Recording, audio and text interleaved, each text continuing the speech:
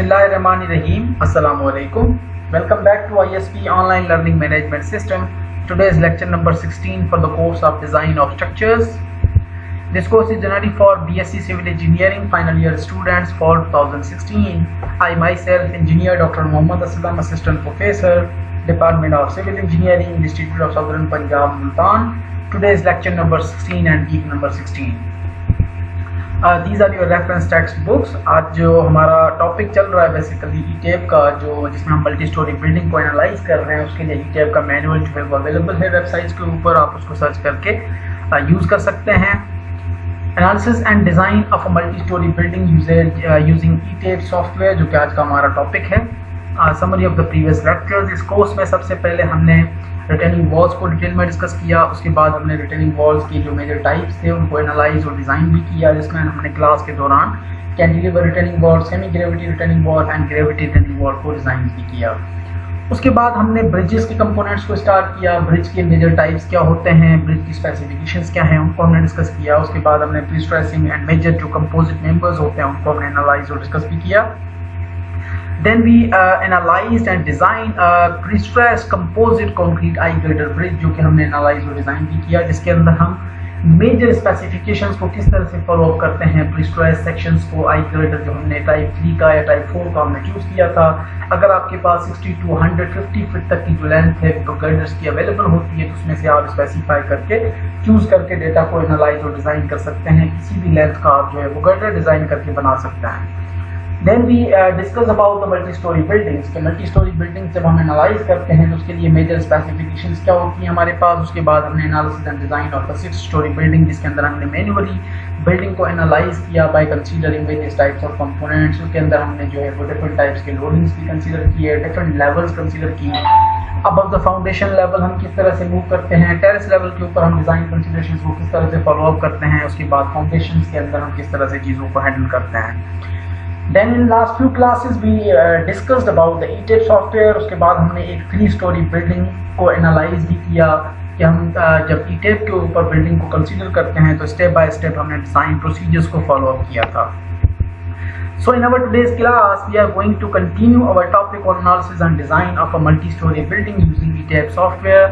ई-टैब आप लोगों को ऑलरेडी पता है कि this is software basically extended 3-dimensional analysis of a building system, जिसके अंदर आप एक मल्टी स्टोरी बिल्डिंग या कोई भी किसी भी किस्म का 3-dimensional स्ट्रक्चर जो है वो एनालाइज करते हैं.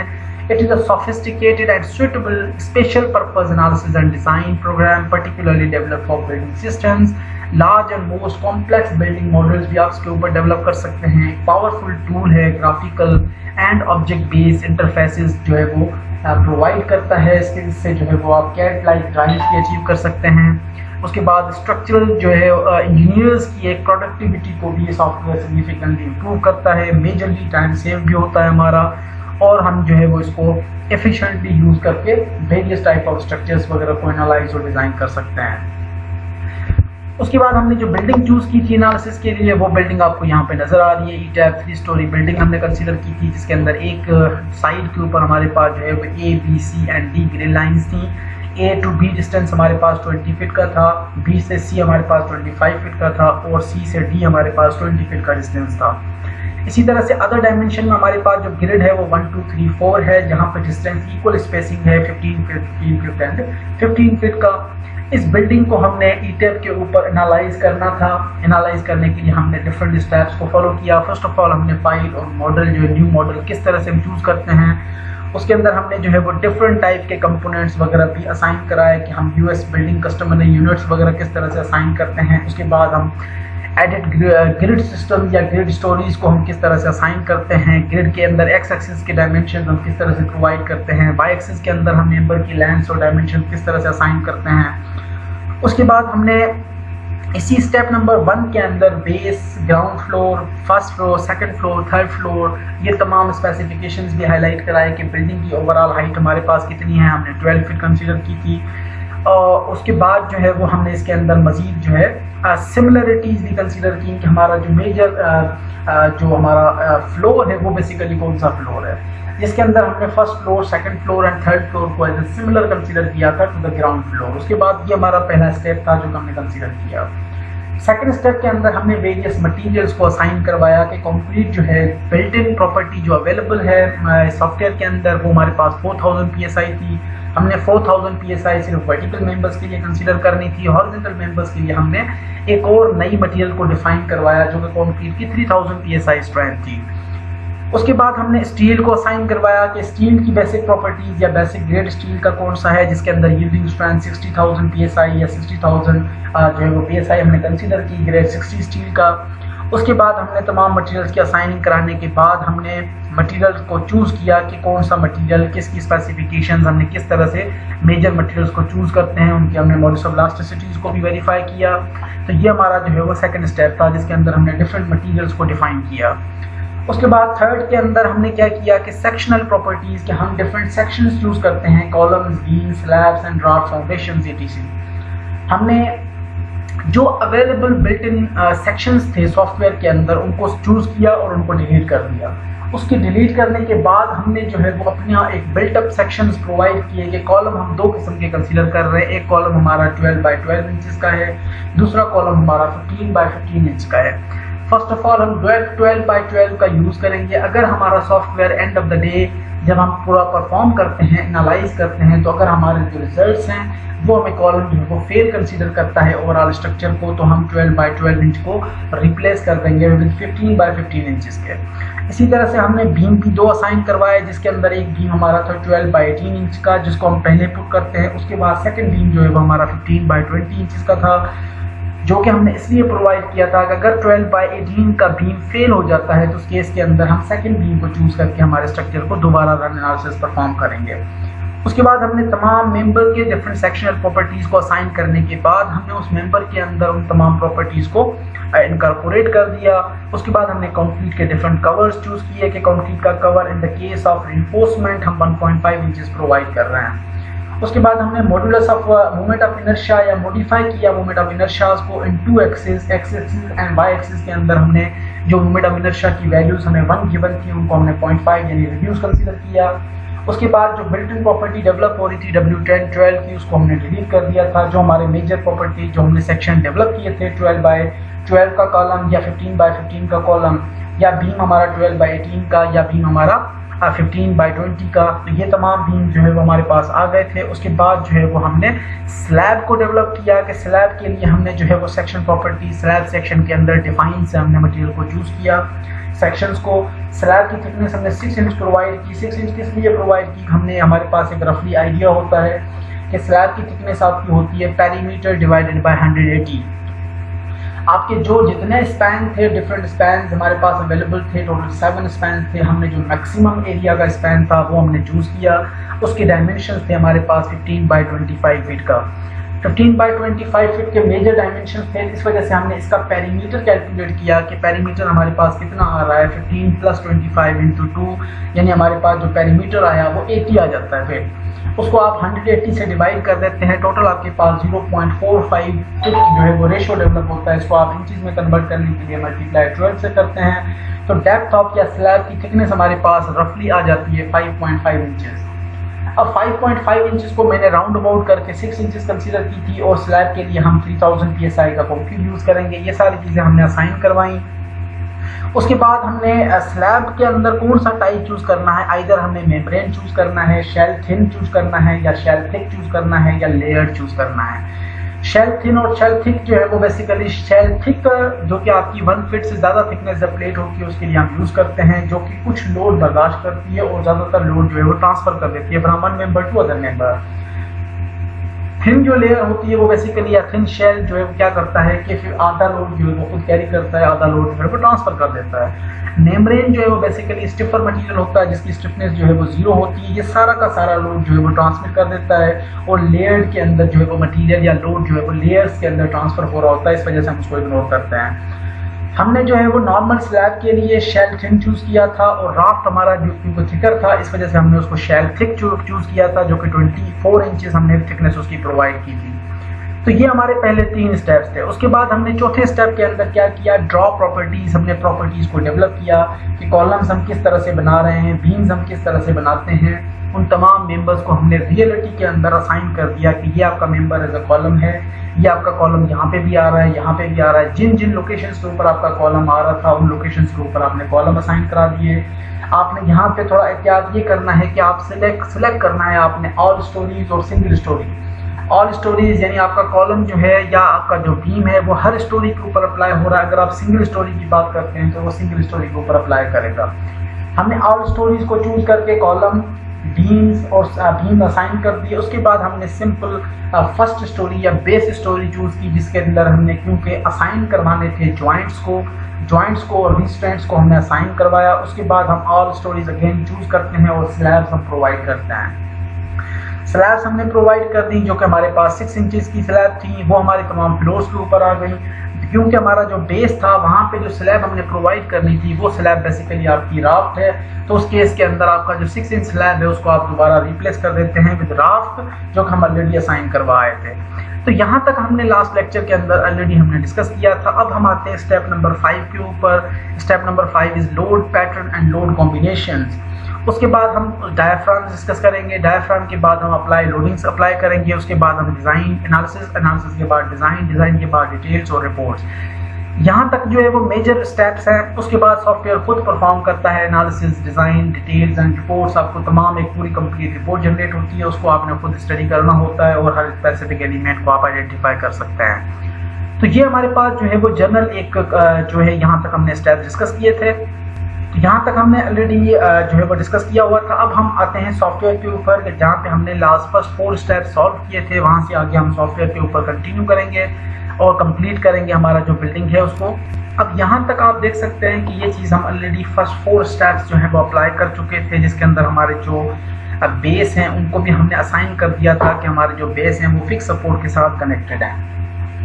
अब अगर यहाँ पे कोई भी कंफ्यूजन है यहाँ तक तो आप पिछले वाला लेक्चर जो है वो दोबारा देख लें, उसको आपको सारी चीज़ें जो है वो क्लियर हो जाएंगी। अब हम आते हैं स्टेप नंबर 5 के ऊपर। Step number 5 basically is to apply the load combinations. Load pattern and load combination हम किस तरह से अप्लाई करते हैं। अब लोड पैटर्न और लोड कॉम्बिनेशन के लिए फर्स्ट ऑफ ऑल आप यहाँ से जो है वो ऑल स्टोरीज चूज कर लें। ऑल स्टोरी चूज करने के बाद आप यहाँ से जो है वो भले आप 3rd स्टोरी या 3rd फ्लोर के ऊपर चले जाएं, कोई मसला नहीं है। अगर आप यहाँ पे भी देख सकते, ये सारे आपको बीम और कॉलम नजर आ रहे हैं। अगर आप यहाँ पे क्लिक करते हैं और एक्सट्रूडेड व्यू करते हैं तो ये आपको भी एक कंप्लीट जो है वो बीम और कॉलम ज्योमेट्री नजर आ रही है, जो कि आपके 12 बाय 12 इंच के कॉलम हैं और 12 बाय 18 इंच के जो है वो आपके बीम असाइन हो गए। अब ये हम आते हैं इस प्लान के ऊपर अगेन। अब प्लान के अंदर आने के बाद हमारा जो 5th स्टेप क्या कहता है कि we have to apply load pattern and load combination.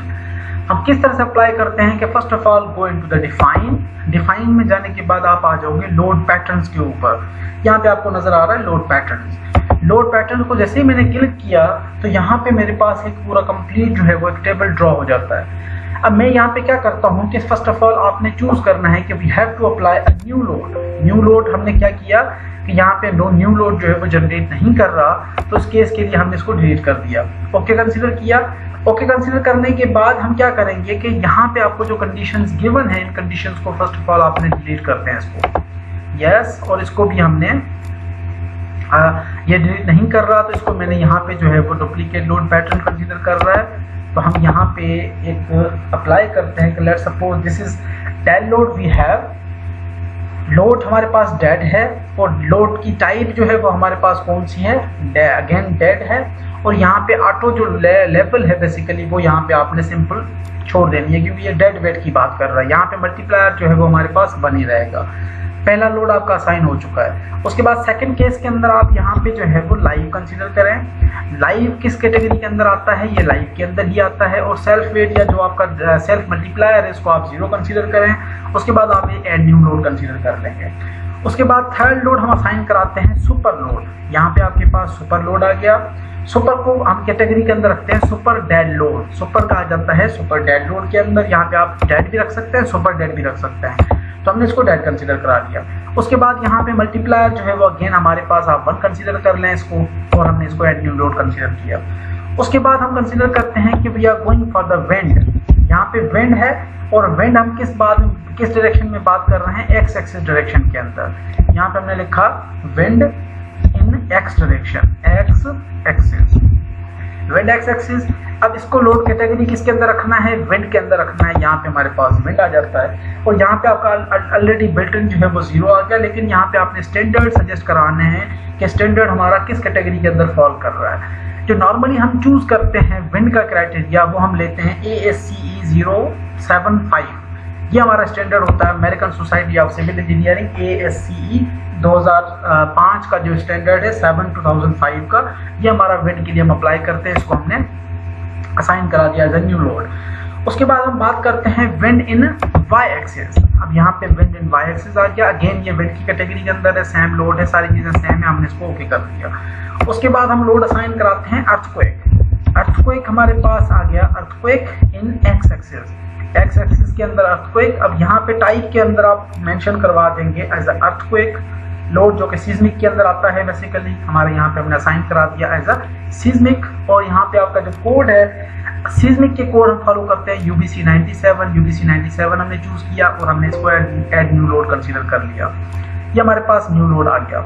उसके बाद अर्थक्वेक है हमारे पास, again earthquake Y axis, seismic की कैटेगरी के अंदर आता है ये, और हमारे पास जो है वो UBC हमारे पास 97 यूज होता है, हमने इसको भी ओके कर दिया। तो ये हमारे पास जो है वो इसके अंदर आपका डेड भी आ गया, लाइव भी आ गया, सुपर डेड भी आ गया, wind in x axis, wind in Y axis, उसके बाद earthquake in x axis and earthquake in Y axis.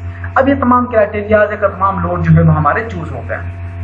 अब हम क्या करते हैं कि लेट सपोज मैं विंड इन एक्स एक्सिस को चूज करता हूँ। यहाँ से विंड इन एक्स एक्सिस को चूज करने के बाद आप चले जाएंगे यहाँ मॉडिफाई लेटरल लोड, कि हमारे पास जो लेटरल लोड है, क्योंकि विंड आपका हॉरिजॉन्टल डायरेक्शन के अंदर एक्ट कर रहा है, तो हमने यहाँ पे मॉडिफाई जब चूज किया, तो मॉडिफाई चूज करने के बाद आपके पास विंड लोड के पैटर्न आ गए। Exposure from the extents of diaphragms हैं, यूजर स्पेसिफाइड, प्रोग्राम डिटरमाइंड, ये तमाम चीजें कांस्टेंट है, इनको फिक्स रहने दीजिए। यहाँ पे विंड की स्पीड हमने कंसीडर की हुई है 85, जो कि बिल्ट इन हम 85 ही रहने देते हैं। ये हमारे पास जो है एक्सपोजर टाइप है, एक्सपोजर टाइप जो है वो B, C and D। B हम नॉर्मली यूज करते हैं फॉर अर्बन एरियाज, और C हम यूज करते हैं फॉर रूरल एरियाज, और D जो है वो हमारा यूज होता है फॉर हिली एरियाज। क्योंकि हम अर्बन की बात कर रहे हैं, तो हमने अर्बन के लिए एक्सपोजर टाइप B चूज कर लिया। एक्सपोजर टाइप B चूज करने के बाद हमने क्या करना है कि हमने exposure from the expanse of diagram, ये ऑलरेडी आपका फिक्स है। यहाँ पे चेक द एक्सपोजर स्टोरी, हम इसके अंदर जो है वो एक्सपोजर स्टोरी कहाँ पे हमने लिखा हुआ है, प्रोग्राम डिटरमाइंड है। उसके बाद हम एक्सपोजर स्टोरी को चेक करते हैं, एक्सपोजर स्टोरी हमारे पास कहाँ पे आ रही है। अब जब हमने यहाँ पे ये चेक कर लिया exposure from the expanse of diaphragm change करने के बाद आप आ जाओगे स्टोरी हाइट के अंदर, एक्सपोजर हाइट के ऊपर। एक्सपोजर हाइट के अंदर हमारे पास जो है वो टॉप स्टोरी क्या नजर आ रही है, यहाँ पे आपके अलग अलग फ्लोर्स आ गए। हमने टॉप स्टोरी लेनी है जो कि 3rd फ्लोर है, और बॉटम स्टोरी हमारा जो है वो बेस फ्लोर है, जो कि हमारे यहाँ पे ऑलरेडी बेस फ्लोर लिखा हुआ है। उसके बाद हम क्या कंसिडर करेंगे, similarly we check the similar axis for the Y axis direction के अंदर। आप वाई एक्सिस के अंदर आ जाओगे, और वाई एक्सिस के अंदर आप आके मॉडिफाई लेटरल लोड अप्लाई करोगे। फर्स्ट ऑफ ऑल आपने यहाँ पे exposure from the expanse of diaphragm modify कर लिया। उसके बाद एक्सपोजर टाइप हमारा B ही था, और यहाँ पे हमारे पास बाकी मजीद कोई भी मॉडिफिकेशन नहीं आ रही। यहाँ पे हमारा 3rd फ्लोर ही है, ये आपका 3rd फ्लोर आ गया, और बॉटम स्टोरी हमारे पास बेस फ्लोर ही है, बेस फ्लोर कंसिडर कर लिया, और इसको आपने ओके कंसिडर किया। अब ये हमारे दोनों जो विंड फोर्सेस थे दोनों डायरेक्शन के अंदर, वो हमारे अप्लाई हो गए। अब हम आते हैं अर्थक्वेक इन एक्स एक्सिस के अंदर। अर्थक्वेक भी लेटरल लोड के अंदर एक्ट कर रहा होता है, तो हमने अर्थक्वेक को लेटरल लोड के अंदर कंसीडर किया, और हमने सेलेक्ट कर लिया मॉडिफाई लेटरल लोड को। मॉडिफाई लेटरल लोड को करने के बाद आप आ जाओगे सबसे पहले जो है वो सॉइल प्रोफाइल टाइप। अब सॉइल प्रोफाइल जो है, इसके अंदर आप जैसे क्लिक करते हो, आपको यहाँ पे डिफरेंट कॉम्बिनेशन नजर आ रही है, soil A, soil B, soil C, soil D, soil E। अब ये बेसिकली किस तरह से रिप्रेजेंट होते हैं। Soil A basically is representing the soil profile, जो कि आपकी सबसे टफेस्ट सॉइल होती है, वेरी हार्ड वर्क सॉइल, जिसके अंदर जिस तरह से हमारे पास रॉकी एरियाज हो गए, या हमारे पास जो है वो पहाड़ी एरियाज, हिली एरियाज हो गए, वहाँ पे आपके पास एक हार्ड स्ट्रॉन्ग रॉक अवेलेबल होता है। उसके बाद हमारे पास जो सेकंड है SB, that is for the dense soil, और SC basically is for the normal soil, SD and E जो है वो हमारी नॉर्मली यूज होती है लूज सॉइल के लिए। तो हम जो यहाँ पे बात कर रहे हैं सॉइल प्रोफाइल सॉइल C के लिए, जिसके अंदर हम नॉर्मल सॉइल की बात करते हैं। तो हमने यहाँ पे सॉइल जो है उसको हमने नॉर्मल C क्लास के अंदर रखा। उसके बाद हम आते हैं direction, the only x axis direction. यहाँ पे हमारे पास डायरेक्शन एंड इसेंट्रिसिटी आपके पास अवेलेबल है। हम बात करते हैं कि हमारे पास इसेंट्रिसिटी कोई बात नहीं हो रही, सिर्फ हम एक्स एक्सिस लोड की बात कर रहे हैं। तो जो कि एक्स एक्सिस के अंदर एक्ट कर रहा है, हम वाई एक्सिस को अनमार्क कर देंगे। वाई एक्सिस हमारा अनमार्क हो गया। उसके बाद हम आते हैं सीस्मिक जोन फैक्टर के ऊपर, जो कि आपको यहाँ पे नजर आ रहा है सीस्मिक जोन फैक्टर। अब सीस्मिक जोन फैक्टर नॉर्मली हम पाकिस्तान के अंदर 0.15 यूज कर रहे होते हैं, जो कि मीडियम क्लास सॉइल के ऊपर अगर अप्लाई होता है। तो हमने सीस्मिक जोन फैक्टर 0.15 कंसीडर कर लिया और उसके बाद हम जो है वो क्लिक करते हैं ओके। यहाँ पे ओवर स्ट्रेंथ फैक्टर और आपका रेक्टर स्केल जो है वो 8.5 का अर्थक्वेक अगर अप्लाई करता है तो उस केस के अंदर बाकी तमाम चीजें जो हमने सिमिलर कंसीडर की। इंपॉर्टेंस फैक्टर आपके पास 1 है, उस केस के अंदर आपने जो है वो इसको ओके कर लिया। उसके बाद हम आते हैं वाई एक्सिस डायरेक्शन के अंदर। जब हमने वाई एक्सिस को मॉडिफाइड लेटरल लोड से क्लिक किया तो आप यहाँ पे एक्स एक्सिस डायरेक्शन के अंदर जो आपके पास फोर्सेस थे उनको आप अनमार्क कर दोगे, क्योंकि ये वाई एक्सिस के अंदर कोई अप्लाई हो रहा है तो वाई एक्सिस के अंदर हम वैल्यूज को रहने देंगे। उसके बाद हमारे पास जो सेकंड मॉडिफिकेशन है यहाँ पे, वो सेकंड मॉडिफिकेशन हमारे पास क्या थी, सॉइल का क्लास हमने अगेन बी ही रखा था, क्योंकि हमने पिछले कैटेगरी के अंदर बी रखा था। उसके बाद हमने यहाँ पे जो चूज किया था SC प्रोफाइल है सॉइल का, और मॉडिफाइड सॉइल जोन जो फैक्टर था हमारे पास वो 0.15 था। इसके अलावा हमने कोई भी मॉडिफिकेशन फैक्टर जो है वो चूज नहीं किया था। यहाँ तक जो है वो हमारे पास सारी चीजें बाकी ओके हैं, रिमेनिंग हमने ओके कंसीडर किया। और ओके कंसीडर करने के बाद अगर हम कोई भी डिजाइन करते हैं तो हमें उस इलाके का वाटर टेबल भी पता होना चाहिए और सॉइल का टाइप भी पता होना चाहिए। ये सारी बातें जो हमें एक जियो टेक्निकल रिपोर्ट से हासिल होती हैं। उसके बाद हमने यहाँ तक जो सारी चीजें करने के बाद हम इसको भी ओके कंसीडर कर लेंगे। तो यहाँ तक आपने लोड के जो डिफरेंट लोड्स थे उनको आपने असाइन कंसीडर कर लिया। अब लोड असाइन होने के बाद अगर मैं बात करता हूँ, जब आपके जो लोड्स थे अगर आप दोबारा यहाँ से डिफाइन के अंदर चले जाएं या दोबारा जो है वो आप सॉरी हमने किसके अंदर स्टार्ट किया था, हमने लोड पैटर्न जो है वो डिफाइन लोड पैटर्न्स के अंदर किया था। तो अगर आप जो है वो एक सिलेक्टेड कंसीडर करते हैं तो लोड पैटर्न के अंदर आप जाके जो डेल लोड आपने चूज किया फॉर एग्जांपल, तो मॉडिफाइड डेल लोड के अंदर जाके आप इसकी लोडिंग्स वगैरह की वैल्यू भी असाइन करवा सकते हैं। इसी तरह से लाइव लोड की अगर इंटेंसिटीज है तो लाइव लोड की इंटेंसिटीज भी आप कंसीडर, फिलहाल यहाँ पे हम कोई कंसीडर नहीं कर रहे हैं, तो हम आगे चलते हैं। उसके बाद हम देखते हैं कि हमें कोई मजीद चीज जरूरत पड़ती है या नहीं पड़ती। अब हमने यहाँ तक जो है वो आपके पास असाइन हो गई तमाम चीजें। अब हम आते हैं डिफाइन के ऊपर, अगेन डिफाइन, और यहाँ पे आप क्लिक करोगे। अब लोड कॉम्बिनेशंस को लोड आपने असाइन कर दिया पैटर्न्स के अंदर, अब हम लोड कॉम्बिनेशंस को चूज करेंगे। लोड कॉम्बिनेशंस के अंदर हमने जब पहुंचे तो यहाँ पे आपको एक बिल्कुल कॉम्बिनेशन जो है वो 0 नजर आ रही है। तो हमने क्या किया, ऐड डिफॉल्ट सेटिंग, हमने ऐड डिफॉल्ट डिजाइन कॉम्पोज जो है वो हमने इसको चूज कर लिया। डिफॉल्ट कॉम्बो जब आपने चूज किया तो आपके पास डिफरेंट जो है वो डिजाइन टाइप आपको नजर आ रहे हैं। Design type for the load combination, I we are providing steel frame design, concrete composite design, concrete frame design, concrete shear wall design, concrete slab design.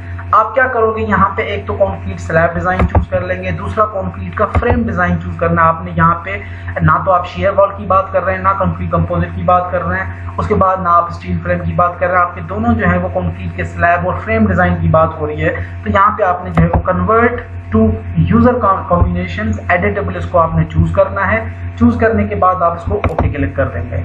जैसे आपने ओके किया, यहाँ पे आपको डिफरेंट जो है वो कॉम्बिनेशंस लोडिंग्स की नजर आ रही हैं।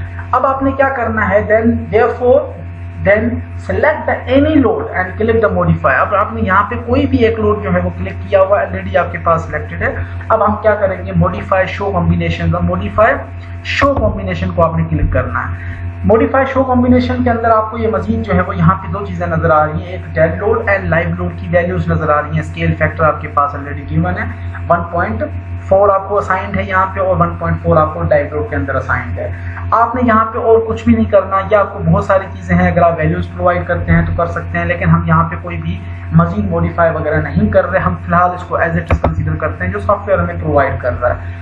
अब यहाँ पे पहुंचने के बाद आपने क्लिक किया इसको, और इसको जो है वो मजीद आपने, अब आप क्या करोगे, यहाँ से इसको भी ओके कंसीडर करना है। इसको ओके कंसीडर करने के बाद हमने क्या किया, हम दोबारा जाते हैं डिफाइन के अंदर। डिफाइन के अंदर आप आ जाओगे मास सोर्स के अंदर। आपने मास सोर्स क्लिक किया। मास सोर्स क्लिक करने के बाद आप मॉडिफाई शो मास सोर्स, आपने मॉडिफाई मास सोर्स क्लिक किया। यहाँ पे आपको जो है वो इंक्लूड नजर आ रही हैं चीज़ें, एलिमेंट सेल्फ लोड है, उसके बाद जो है वो एडिशनल मास है, इंक्लूड लेटरल मास, इंक्लूड वर्टिकल मास। यहाँ पे हमने इंक्लूड वर्टिकल मास को जो है वो चेकलिस्ट कर लिया।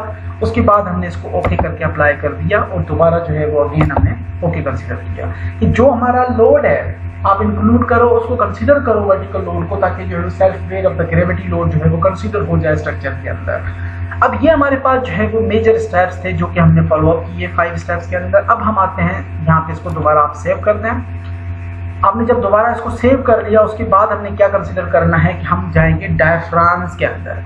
अब डायफ्राम बेसिकली क्या होता है, ओवरऑल जब आपकी एक स्लैब लाइक स्ट्रक्चर हॉरिजॉन्टली किसी भी फोर्स को या प्रेशर को बियर करती है। अब हमने यहाँ पे डायफ्राम्स और अप्लाई लोडिंग्स को फिलहाल हम कोई भी मॉडिफिकेशंस वगैरह कंसीडर नहीं करते। हम जो बिल्ट इन सेटिंग्स हैं उन बिल्ट इन सेटिंग्स को लेके चलते हैं और आगे कंसीडर करते हैं स्ट्रक्चर को। अगर आप चाहो तो आप उसको मॉडिफाई भी कर सकते हो। अब डायफ्राम के लिए मैंने क्या किया कि अगेन मैं डिफाइन के अंदर आया, डिफाइन के अंदर आके मैंने इसको डायफ्राम्स को चूज कर लिया। अब मुझे डायफ्राम D1 नजर आ रहा है फॉर एग्जांपल, मैंने यहाँ पे मॉडिफाई शो डायफ्राम को क्लिक किया, कंसीडर किया और यहाँ पे आपके पास एक स्ट्रक्चर जो है वो बेस के अंदर एज ए रिजिड बिहेव कर रहा है। ओवरऑल स्ट्रक्चर हमारा जो है वो सेमी रिजिड नहीं रिजिड कंसीडर कर रहे हैं हम इसको, और हमने ओके कंसीडर किया। और अगेन जो है वो हमने similarly the diaphragm is not only applied on frame, it's applied on the slab. Now okay, अब यहाँ पे हमने इसको ओके कंसीडर कर लिया अगेन।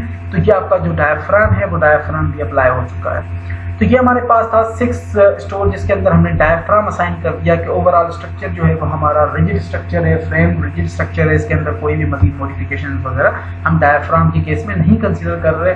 आप इसको अगेन एंड अगेन बार बार जब प्रैक्टिस करते हैं तो आपको सारी चीज़ें जो है वो क्लियर हो जाएगी। उसके बाद हम आते हैं अप्लाई लोड 7 स्टेप के अंदर।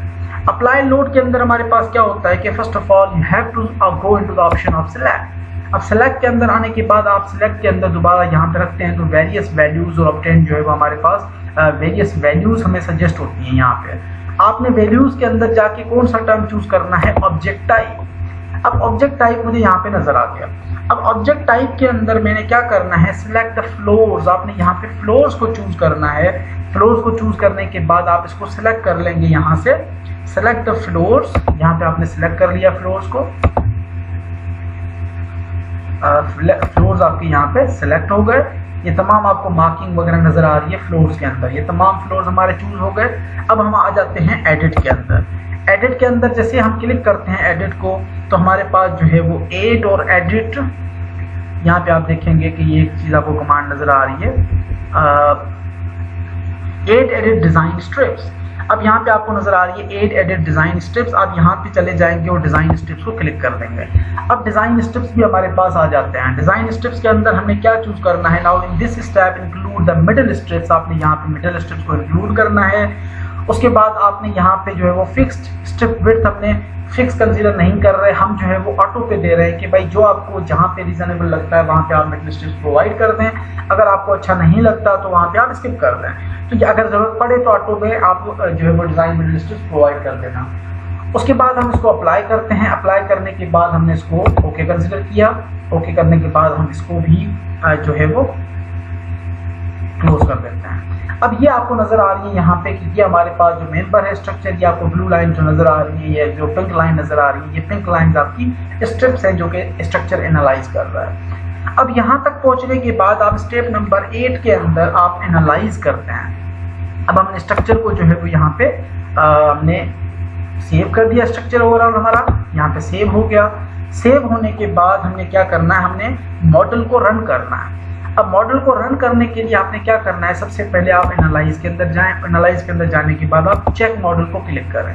अब चेक को आपने क्लिक किया तो यहाँ पे आपको डिफरेंट जो है वो कंपोजिशंस और प्रॉपर्टीज नजर आ रही हैं। आपने यहाँ पे क्या करना है, select and D select all. आपने यहाँ पे सिलेक्ट ऑल कंसीडर किया और आप इसको ओके क्लिक करते हैं। सिलेक्ट ऑल करने के बाद जब आपने ओके कंसीडर किया तो आपका मॉडल जो है वो एनालिसिस को रन कर रहा है, डिफरेंट लोड कॉम्बिनेशंस को जो है वो रन कर रहा है और एक मैसेज आपका जनरेट हुआ कि model has been check, no warning messages were generated.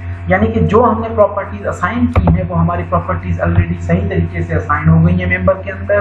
कहीं पे कोई भी छोटा मोटा एरर वगैरह नहीं है, हमारा मॉडल जो है सक्सेसफुली काम कर रहा है। तो उस केस के अंदर मैंने क्या कंसीडर किया कि हम अब मॉडल को जो है वो अब मॉडल अगर रन करता है, आपका वार्निंग मैसेज जो डेवलप हुआ, model has been check, no warning message but generated, जिसका मतलब जो है वो हमने ऑलरेडी किया कि आपने तमाम चीज़ें जो है वो सही तरीके से प्रोवाइड की हैं। Now again analyze then run analysis. अब आप एनालाइज के अंदर चले जाएं और आप यहाँ पे आके रन एनालिसिस को क्लिक कर देंगे। जब आपने रन एनालिसिस को क्लिक किया तो आपका सॉफ्टवेयर जो है वो डिफरेंट व्यूज के अंदर डिफरेंट डेटा को एनालाइजिंग कर रहा है, 74%, 95% और अप टू जो है वो आपके डिफरेंट जो है वो एनालिसिस के बाद आपका ये जो सॉफ्टवेयर है परफॉर्म कर रहा है। सॉफ्टवेयर परफॉर्म करने के बाद आपको ओवरऑल एक जनरेट कर देगा रिपोर्ट रिफ्रेशिंग विंडो, और ये आपको एक डिफॉर्म फॉर्म के अंदर आपकी तमाम स्ट्रक्चर जो है वो नजर आ रही है। ये तमाम बीम जो है वो कॉलम किस तरह से डिफॉर्म हो गए, बीम जो है वो किस तरह से डिफॉर्म हो गए। अगर मैं यहाँ पे किसी भी मेंबर के अंदर कर्सर रखता हूँ, यहाँ पे किसी भी पॉइंट के अंदर जॉइंट के ऊपर कर्सर रखते हैं तो joint level 8 story 3rd floor, और यहाँ पे हमारे पास यू एक्स एक्सिस डायरेक्शन के अंदर कितनी डिस्प्लेसमेंट है, वाई एक्सिस के अंदर कितनी है, जेड एक्सिस के अंदर कितनी है, हमारे पास reaction in x axis, y axis and z axis कितने जनरेट हो रहे हैं, तो ये तमाम चीजें हमें बता रहा है। अगर मैं यहाँ पे इस बीम के ऊपर रखता हूँ तो यहाँ पे जॉइंट एलिमेंट 488 और हमें तमाम चीजें जो है वो असाइन कर रहा है। अगर मैं यहाँ पे पुट करता हूँ, यहाँ पे रखता हूँ इस कर्सर को, तो यहाँ पे भी आपके पास तमाम जो एलिमेंट्स की डिटेल्स हैं, स्टोरी बेस फ्लोर, तमाम चीजें हमें प्रोवाइड कर रहा है। अब ये हमारे पास जो है वो एनालिसिस करने के बाद आपके पास जो एनिमेशन जनरेट हुई, अगर आप इस एनिमेशन को क्लिक करते हैं स्टार्ट एनिमेशन को, तो आपका जो स्ट्रक्चर है वो लाइक रियलिस्टिक स्ट्रक्चर जब अर्थक्वेक या एनी टाइप ऑफ हॉरिजॉन्टल या वर्टिकल लोड्स को फेस करता है तो स्ट्रक्चर हमारा किस तरह से डिफॉर्म और डिस्प्ले करता है डिफरेंट ऑप्शंस को। हमने यहाँ पे ऑप्शंस को चूज किया, जब हमने स्टार्ट एनिमेशन को अप्लाई कर दिया तो हमारा स्ट्रक्चर जो है आप यहाँ पे देख सकते हैं कि किस तरह से वो डिफॉर्म होता है अपवर्ड डायरेक्शन के अंदर और डाउनवर्ड डायरेक्शन के अंदर। अभी आप देखें यहाँ पे आपको सारी चीजें जो है वो नजर आ जाएंगी। ये हमारा स्ट्रक्चर जो है वो कम्प्लीटली अपवर्ड डायरेक्शन के अंदर कितना डिफॉर्म हो रहा है, देखें ओवरऑल ये आपके पास एक कंप्लीट परफॉर्मेंस आ गई कि हमारा स्ट्रक्चर जो है वो किस तरह से परफॉर्म करता है अपवर्ड डायरेक्शन के अंदर और डाउनवर्ड डायरेक्शन के अंदर। जैसे ये डाउनवर्ड बेंड होता है आपके तमाम जो बीम है वो आउटवर्ड डायरेक्शन के अंदर बाहर की तरफ रिफ्लेक्ट होते हैं, जैसे अपवर्ड मूव होता है आपके जो मेंबर्स हैं उनके अंदर एक कर्वेचर डेवलप होता है। ये आपकी एक मैक्सिमम रिफ्लेक्शंस वगैरह नजर आ रही हैं। अब इस मैक्सिमम रिफ्लेक्शन नजर आने के बाद हम क्या करते हैं, नाउ डिस्प्ले, अब हम इसको स्टॉप कर देते हैं एनिमेशन को। एनिमेशन को स्टॉप करने के बाद यहाँ पे आपने देखा कि ये लॉक आपका क्लोज हो चुका है। लॉक क्लोज होने के बाद मैंने क्या किया, हम इसको डिस्प्ले के अंदर जाते हैं और डिस्प्ले के अंदर जाने के बाद हम यहाँ पे फोर्स एंड स्ट्रेस डायग्राम्स को चूज करते हैं। फोर्स एंड स्ट्रेस डायग्राम को जैसे मैंने क्लिक किया, यहाँ पे मुझे जो है वो फ्रेम, पियर, स्पैंड्रल, लिंक फोर्स और F8 की कमांड नजर आई। जैसे मैं इसको क्लिक करता हूँ कमांड को तो ये मुझे डिफरेंट जो है वो कॉम्बिनेशन दे रहा है। In the case of load case, load आपका अगर डेड लोड है, लाइव लोड है, सुपर लोड है, तो किस तरह से आप अप्लाई करते हैं। हमने यहाँ पे जो है F8 जब प्रेस किया तो एक्सियल फोर्स है, आपका टॉर्जन है, मूवमेंट है, 3/3 सेक्शन के, ऑटोमेटिक है, ये तमाम चीजें आपकी नजर आ रही हैं। अब हमने यहाँ पे चूज क्या करना है कि now then check the combo and show the values. आपने यहाँ पे कॉम्बो को चेक करना है और शो वैल्यूज को क्लिक करना है। आपने यहाँ पे कॉम्बो को क्लिक कर दिया। कॉम्बो को जब क्लिक किया हमने तो हमारे पास डिफरेंट जो है कॉम्बिनेशन वगैरह आ गई। और यहाँ पे हमारे पास जो है एक और कमांड होगी शो वैल्यूज की। यहाँ पे आपके पास शो वैल्यूज आ रहा है। ये शो वैल्यूज को हमने चेक किया। शो वैल्यूज को चेक करने के बाद controlling sections on the diagram हमने चूज किया एंड शो द मीन्स। उसके बाद हमने इसको ओके कर लिया, अप्लाई किया। अप्लाई करने के बाद हमने इसको ओके कंसिडर किया। अब जब हमने इसको ओके कंसिडर किया तो हमारे पास जो है वो अब हम जाते हैं दोबारा शो। यहाँ पे आपके पास डिस्प्ले, फ्रेम, स्पैंडल वगैरह सारी चीजें नजर आ गई। यहाँ पे हमारे पास जो है वो पियर्स और लिंक्स वगैरह नजर आ गए। शो द मीन्स, यहाँ पे हमारे पास एक और कमांड है जिसको हम शो करते हैं, user defined show the means, apply, और हमने इसको ओके कंसीडर किया। तो ये हमारे पास जो है वो हर मेंबर के अंदर जैसे हम मेंबर को रखते हैं तो हमें डिफरेंट डिफ्लेक्शंस और वेंडिंग मूवमेंट्स वगैरह की वैल्यू प्रोवाइड कर रहा है। हर मेंबर के ऊपर जहाँ पे मैं रखता हूँ ये मुझे डिफरेंट वैल्यूज, वेंडिंग मूवमेंट वगैरह की वैल्यूज प्रोवाइड कर रहा है। कर्सर के अंदर आप देख सकते हैं। उसके बाद similarly in any diagram we click the right click and then we show the property separately. आप यहाँ पे अगर राइट क्लिक करते हैं तो ये आपको एक कंप्लीट जो है वो चार्ट और डायग्राम्स नजर आ रही हैं कि यहाँ पे इस मेंबर के अंदर जो मैक्सिमम शेयर फोर्सेस कितने जनरेट हुए वो हमारे पास आ गए, मैक्सिमम मूवमेंट्स कितनी जनरेट हुई वो हमारे पास आ गई, और थर्ड जो है वो मैक्सिमम डिफ्लेक्शन कितनी जनरेट हुई वो हमारे पास आ गई। अब इसको अगर डन करता हूँ यहाँ पे, लेट सपोज हम इस मेंबर के अंदर चेक करते हैं, जैसे हमने इसको राइट क्लिक किया यहाँ पे इस मेंबर के अंदर, तो हमारे पास जैसे हम इस मेंबर के ऊपर राइट क्लिक करते हैं तो ये हमें रिपोर्ट दिखा रहा है। अगर मैं इस मेंबर के अंदर राइट क्लिक करता हूँ तो यहाँ पे मुझे वैल्यूज क्यों नहीं दिखा रहा, दिखाने तो चाहिए। ये वैल्यूज हमारे पास जो है वो यहाँ पे ये वैल्यूज मेंबर के अंदर आ गई। तो इसी तरह से आप हर मेंबर के अंदर रख के जो है वो वैल्यू को क्लिक करके देख सकते हैं। ये आपको डिफरेंट शेयर फोर्सेज और मैनी मूवमेंट्स की वैल्यूज दिखा रहा है। तो ये हमारे पास जो है वो कंप्लीट इस मेंबर को आपको मार्क कर देता है और सामने आपको तमाम वैल्यूज वगैरह भी नजर आ जाती हैं, different shear forces, bending movements और जो है वो हमारे पास डिफ्लेक्शंस की वैल्यूज आ जाती हैं। अब जब इसको मैं दोबारा हमने सेव कर लिया, सेव करने के बाद जैसे हम मेंबर के अंदर वैल्यूज और स्पेसिफिकेशंस आ गई, तो ये हमारा स्टेप नंबर 8 था जो कि एनालिसिस वगैरह हमने परफॉर्म किया। एनालिसिस परफॉर्म करने के बाद लोडिंग्स वगैरह अप्लाई हो गई, एनालिसिस हो गई। अब हम आते हैं स्टेप नंबर 9 के ऊपर जो कि हमारा डिजाइन है। अब डिजाइन के अंदर जैसे मैं क्लिक करता हूँ स्टेप नंबर 9 के ऊपर, तो हमें ये ऑप्शन देता है कि डिजाइन के अंदर आप मजीद कहाँ जाना चाहते हैं। हमने डिजाइन के अंदर आना है कंप्लीट फ्रेम डिजाइन के अंदर, मैंने चूज किया। फ्रेम डिजाइन को चूज करने के बाद हम इसको असाइन करवाते हैं कि we are going for the select design combinations. हमने सेलेक्ट डिजाइन कॉम्बिनेशंस कंसीडर कर लिया। जब हमने सेलेक्ट डिजाइन कॉम्बिनेशन कर लिए तो हमने क्या करना है, उसके बाद mark all the list of combinations. आपने यहाँ पे जो लिस्ट ऑफ कॉम्बिनेशंस हैं, इन तमाम लिस्ट ऑफ कॉम्बिनेशन को सिलेक्ट कर लेना है। सेलेक्ट करने के बाद आपने ये डबल क्लिक एरो जो है वो इसको क्लिक करना है, तो ये कॉम्बिनेशन सारी आपकी डिजाइन कॉम्बिनेशन के साथ शिफ्ट हो जाती हैं। जब आपने डिजाइन कॉम्बिनेशन के साथ शिफ्ट कर दी तो its value is shifted in the design combination and then we have to click okay. कि तमाम जो लोड कॉम्बिनेशंस हैं उनको हमारे जो लिस्ट ऑफ कॉम्बिनेशंस हैं उनके साथ मर्ज कर दे। उन्होंने मर्ज कर दी सॉफ्टवेयर में। अब हम कहते हैं कि again we are going into the design और आपने यहाँ पे कॉन्क्रीट फ्रेम चूज करना है, कॉन्क्रीट फ्रेम डिजाइन। अगेन आप कॉन्क्रीट फ्रेम डिजाइन के अंदर आ गए। फ्रेम डिजाइन के अंदर आप आने के बाद आप यहाँ पे चले जाएंगे स्टार्ट डिजाइन चेक। आपने स्टार्ट डिजाइन चेक अप्लाई किया और तमाम ये लाइनों को जो आपको येलो लाइंस नजर आ रही हैं इसके अंदर मेंबर जो है वो डिफरेंट परफॉर्म कर रहा है। हर मेंबर को इंडिविजुअली 1 by 1 परफॉर्म कर रहा है। 1 by 1 परफॉर्म करने के बाद मेंबर जो है वो हमें एक कंप्लीट रिपोर्ट जनरेट करेगा। कंप्लीट रिपोर्ट जनरेट करने के बाद हमें ये बताएगा कि आपका हर स्पेसिफिक मेंबर के अंदर कितनी रिइंफोर्समेंट की जरूरत है, कितनी जो है वो उसके अंदर मजीद स्पेसिफिकेशंस और मेजर कंपोजिशन या प्रॉपर्टीज हमने प्रोवाइड करनी है। रिइंफोर्समेंट कितना होना चाहिए, हमारे जो मेंबर है उसके अंदर आया जो डिफ्लेक्शंस हैं वो ओवर कंसीडर हो रही है या हमारा मेंबर जो है वो उसको कंसीडर करके अडॉप्ट कर लेगा इस मेथोडोलॉजी को। उसके बाद हमने जो है वो ये रन प्रोग्राम खत्म हुआ तो ये आपको एक कंप्लीट चार्ट नजर आ रहा है जिसके अंदर आप देख सकते हैं कि ओवरऑल हर मेंबर के अंदर आपकी जो डिफरेंट लोडिंग्स और फोर्सेस आ रहे हैं उन फोर्सेस को ये रिप्रेजेंट करा रहा है। इस तरह से आपकी कंप्लीट जो है वो एनालिसिस पूरी हो जाती है। उसके बाद आप स्टेप नंबर 10 के अंदर या 10 and 11 के अंदर डिटेल्स एंड रिपोर्ट्स जनरेट करते हैं। डिटेल एंड रिपोर्ट्स के अंदर आप आ जाते हैं, यहाँ पे आप डिटेलिंग को क्लिक करते हैं। डिटेलिंग के अंदर आप आके यहाँ पे स्टार्ट डिटेलिंग करते हैं। स्टार्ट डिटेलिंग को जब मैंने क्लिक किया तो ये कंप्लीट जो है वो डिटेलिंग रिपोर्ट जनरेट कर रहा है जो कि आपकी एक पीडीएफ फाइल के अंदर एक कंप्लीट रिपोर्ट जनरेट होगी।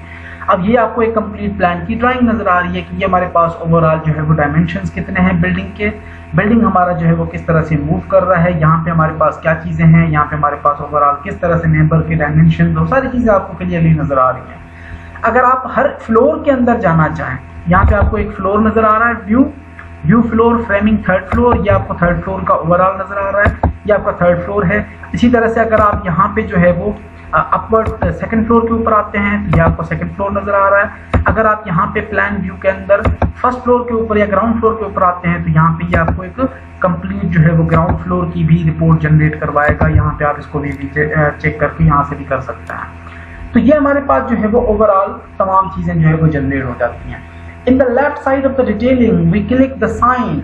अगर आप साइन प्लस को ऐड करते हैं यहाँ पे डिटेलिंग के अंदर तो ये आपको हर मेंबर के लिए रिपोर्ट जनरेट कर रहा है, रिइंफोर्समेंट है, उसके बाद ड्राइंग की डिफरेंट शीट्स हैं। अगर हम तमाम चीजें जो है वो यहाँ पे क्लिक करते हैं तो ये हमारे पास एक कंप्लीट रिपोर्ट जनरेट करता है।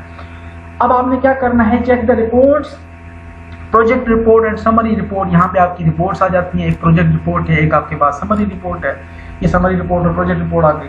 उसके बाद आप इस रिपोर्ट को इंपोर्ट या एक्सपोर्ट भी कर सकते हैं जिसको आप प्रिंट आउट भी कर सकते हैं। अब अगर मैं यहाँ से जाऊँ एडिट के अंदर या मैं यहाँ पे जो है वो एक्सपोर्ट करता हूँ रिपोर्ट को तो ये मेरी रिपोर्ट जो है वो जनरेट हो जाएगी मेंबर की वजह से। बाहर हम इसको प्रिंट भी कर सकते हैं।